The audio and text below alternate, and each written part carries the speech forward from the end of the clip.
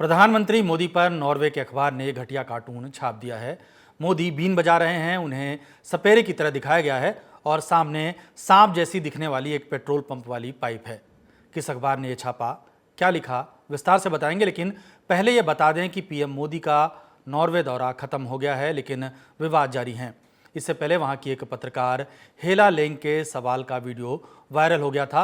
अब इस कार्टून ने नया विवाद पैदा कर दिया है। इस इलस्ट्रेशन को a clever and slightly annoying man, यानी एक चालाक और चिढ़ पैदा करने वाला आदमी नाम की हेडिंग से छापा गया है। अखबार का नाम ऑफ्टेन पोस्टेन है, जो नॉर्वे का सबसे बड़ा अखबार है। इस अखबार को पेपर ऑफ रिकॉर्ड तक कहा जाता है। पीएम मोदी पर बनाए गए इस कार्टून की जमकर आलोचना हो रही है। सोशल मीडिया पर क्या क्या लिख रहे हैं लोग, ये बताते हैं। शुरुआत भारत के पूर्व विदेश सचिव कंवल सिब्बल के कमेंट से करते हैं। उन्होंने एक्स पर लिखा, भारत के बारे में सांप सपेरे वाली एक अपमानजनक रूढ़िवादी छवि का सहारा लिया गया है, जिसमें नस्लवादी झलक भी साफ दिखाई देती है। भारत को नॉर्वे के तेल की जरूरत नहीं है, उसके पड़ोस में ही तेल से समृद्ध कई विशाल देश मौजूद हैं। भारत को उन्हें लुभाने की भी जरूरत नहीं है, क्योंकि भारत खुद बहुत बड़ा बाजार है और तेल का दूसरा सबसे बड़ा आयातक देश है। ये कार्टून नॉर्वे की पत्रकारिता की सतही सोच को दर्शाता है, क्योंकि अखबार उस देश का सबसे बड़ा न्यूज़पेपर है। विवादित कार्टून पर एक अमेरिकन नागरिक कॉल वेल्स ने लिखा, नॉर्वे के सबसे बड़े अखबार ने अभी अभी पीएम मोदी का एक कार्टून छापा है, जिसमें उन्हें एक सपेरे के रूप में दिखाया गया है और उन्हें एक धूर्त और परेशान करने वाला आदमी कहा गया है। ये पत्रकारिता नहीं है, ये तो औपनिवेशिक दौर का नस्लवाद है, जो भारत के बढ़ते कद को पचा नहीं पा रहे हैं। इसलिए वो उन्हीं घिसे पिटे रूढ़ियों का सहारा ले रहे हैं, जिनका इस्तेमाल उनके दादा दादी किया करते थे। हर बार उनका असली चेहरा सामने आ ही जाता है।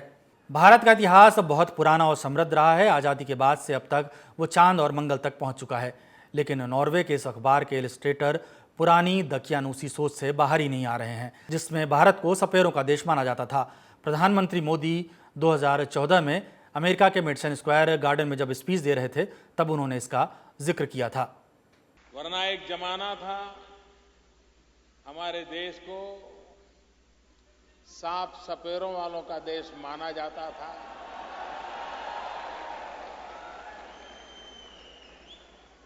अगर आप न होते,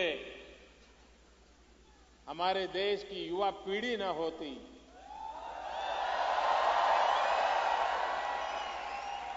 इंफॉर्मेशन टेक्नोलॉजी के क्षेत्र में आप लोगों ने जो कमाल करके दिखाई है, वो न होता तो आज भी दुनिया शायद हमें सांप सपेरों वालों का ही देश मानती। हमारे पूर्वज तो सांप के साथ खेलते थे, लेकिन हम माउस के साथ खेलते हैं।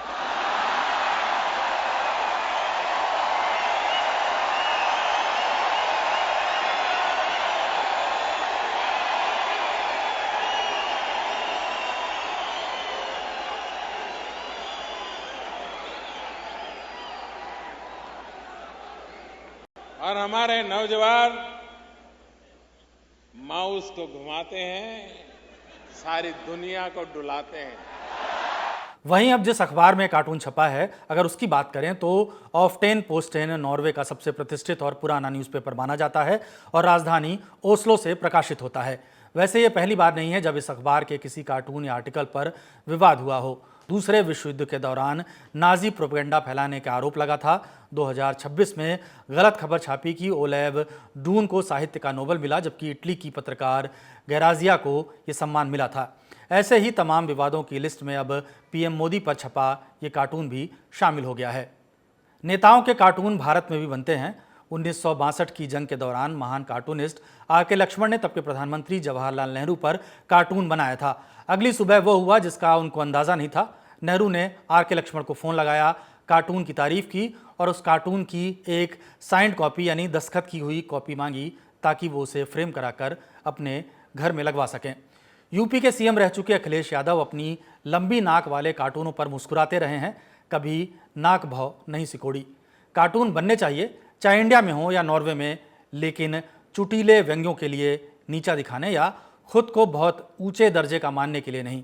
जो जानकर भी ये मानने को तैयार नहीं है कि ये कार्टून बैड टेस्ट में है, उनके लिए हिंदी में कहावत है, भैंस के आगे बीन बजाए भैंस खड़ी पगुराए। खबर लिखी है हमारी साथी सुप्रिया ने। मैं हूं गौरव। इस कार्टून को लेकर आप क्या सोचते हैं, कमेंट बॉक्स में ज़रूर बताइएगा।